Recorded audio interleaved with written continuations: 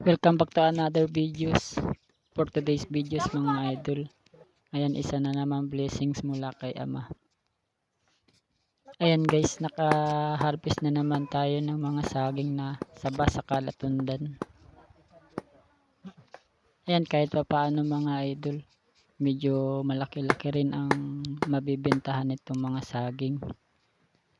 Medyo tumaas na nga pala ngayon ang presyo ng saging dito mga idol.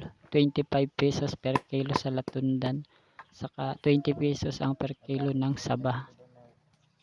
And sa mga magtatanong guys kung taga saan ako. Taga rito ako guys sa Narciso, Quezon. Marami nga guys nagsasabi sa akin na bakit daw ako hindi lumuluwas ng syudad upang magtrabaho. Ang sa akin naman guys, okay naman guys ang trabaho sa syudad. Ang sa akin lang guys, mas okay yung ganito.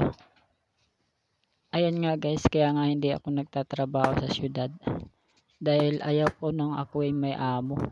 Naisip ko nga guys na sa halip magtrabaho ko, magtanim na lang ako dito sa amin ng mga niyog sa saging. Ayan, ito na nga guys ang remembrance ko sa pagtatanim. Ayan, nakaputi na ako nitong mga saba saka turdan. Yan, dito nga natin makikita na kapag may itinanim ka talagang may aanihin ka mga idol. Tiyagaan nga lang ang labanan dito sa probinsya mga idol. Kunting sipag at diskarte ang kailangan dito. Dahil ang pagtatrabaho sa syudad mga idol, mas okay yun kapag ka bata ka pa. Kapag ka malakas ka pa. Hindi tulad ng ganito mga idol, magtanim ka. Kahit matanda ka na, may makukuha ka pa ring biyaya. Kung nagustuhan nyo ang aking videos, maaari nyo ba akong i-follow?